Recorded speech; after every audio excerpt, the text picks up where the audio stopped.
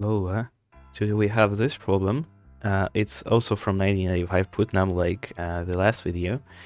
So we have a sequence defined like this. We have some number d, and we have a set of sequences which are essentially defined by a number m. And the only thing that changes is the starting point. And we have to evaluate this limit where m approaches infinity, and this index of the sequence, and also the index inside of the sequence, if you get what I mean, this argument number. So let's begin by observing some relations regarding the sequence. So write down that am of j plus 1 is equal to am j squared plus 2am j, and this basically looks like something you can clump into a nice square of sum. We had number 1, we don't have it, so what we're gonna do is we're gonna add it and then subtract. In the end, what we have is am j plus 1 squared minus 1. Now, what's interesting, we're to rewrite this like this, then we can just simply go ahead and move this 1 to the other side. And we got a really nice equation here. Am of j plus 1 is equal to the square of amj plus 1. So we essentially got another sequence on the practical basis. We can define a sequence bm of j and say that it's equal to am of j plus 1. And a fun property of it is going to be that bm of j plus 1 is equal to bm j squared. So this is practically a sequence where every consecutive element just gets squared, and we can also find the zeroth element easily from the sequence am. It's going to be d over 2 to the power of m plus 1. Now, if we were to rewrite this limit in terms of b, then we will just have to find the limit for b. It's really that simple. So, the limit as n approaches positive infinity of... Now let's go back to definition of bm through am. We can say that an of n is going to be just bn of n minus 1. And that's really it. So we just need to evaluate the limit regarding b. And while this limit isn't much simpler, it's still a lot simpler. Okay, that's an oxymoron, I'm sorry. It is much simpler. It's still a bit annoying to deal with, but it is much simpler. We just have a sequence where every consecutive element gets squared. And now the thing is, for every element bm0 equals a, so we have this sequence bm. We don't specify the m, we just say that it's equal to some a. If absolute value of a is greater than 1, then it's absolutely going to diverge. I'm not sure if I even want to explain why, but it can be really easily shown. Because bm of j squared minus bmj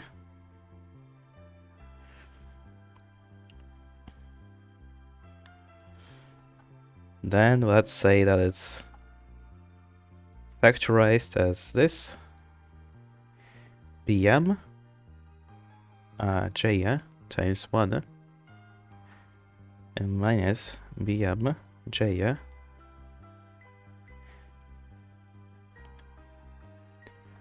so if bmj is for bm0, if a is greater than 1 by the absolute value, then let's review two cases where a is greater than 1, and then essentially this is going to be positive, so the sequence is rising and it's unbounded.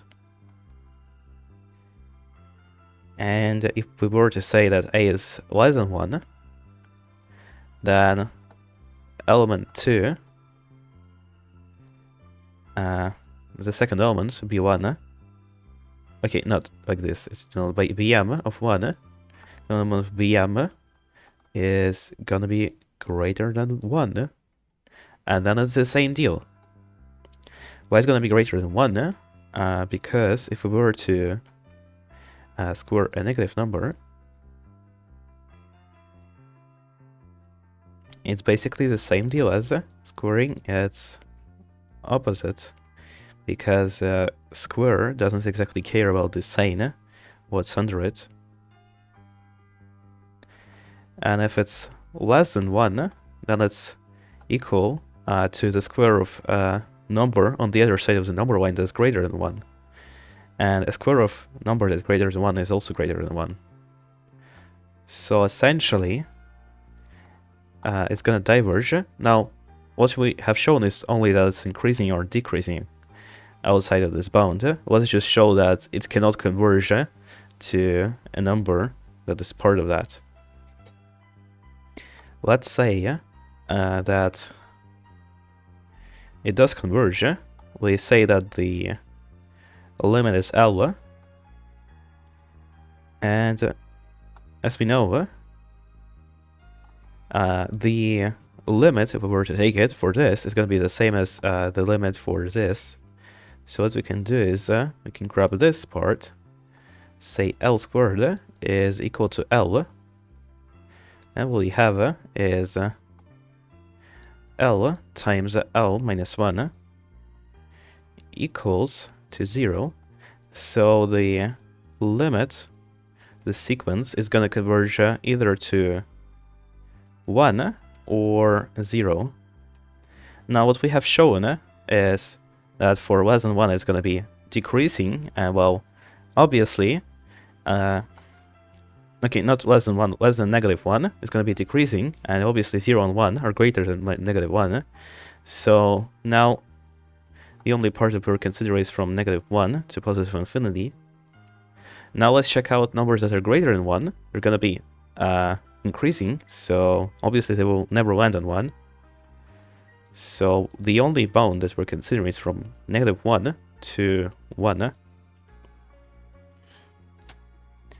And the thing about this is that we're practically adding limitations to the starting element, because it's going to diverge if the starting element is outside of that. But as we're taking the limit here, the starting element is going to approach some value because of this part.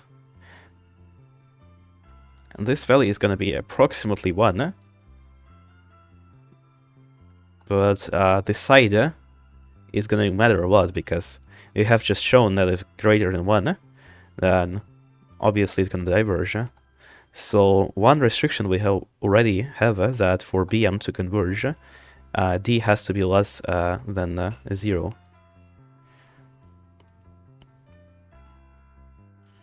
Okay. Next thing that is important for us is judging whether it is 0 or 1. Now, thing is, actually, let's say this less than or equal to 0 for a second. Okay, let's look into this bound here and find whether it is decreasing or increasing. Now, if there is some element Bm j that is less than 0, then the following element, bm j plus 1, it's going to be greater than or equal to 0.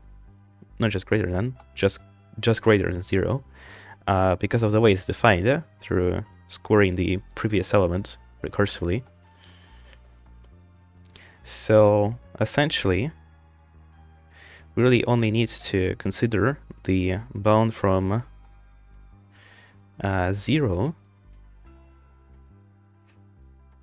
to 1, and let's include both of them. Let's use square brackets, just for convenience sake. So if bm 0, for example, well, actually it doesn't really matter, bmj equals to 1, then the following element, bm j plus 1, is also going to be equal to 1. Now, the thing is, it's not going to land on 1 if the previous element is not 1, it's implied, or if the previous element is not equal to -1. So what we have here is bm of 0 has to be plus minus 1. Now, obviously, if we were to have m approaching infinity, it's definitely not going to be -1, because it approaches 1. And it's also not going to be 1, because what it does is it only approaches 1.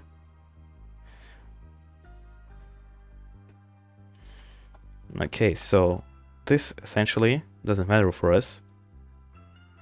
The only convergence that does matter for us is this, but we didn't prove that it does converge to 0. We proved that if it does converge, then it definitely converges to 0. So let's look into that now. Let's look into this bound. And the thing is, if we were to square element a that lies between 0 and 1, then it's still gonna lie between 0 and 1. Furthermore, a squared minus a is equal to a times a minus 1. Since a lies between 0 and 1, a minus 1 is going to be negative, and is going to be positive. So the difference is less than 0. So it's constantly decreasing, and it's also bounded.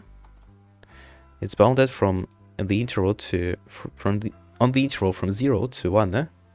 Not even like that, it's bounded like this.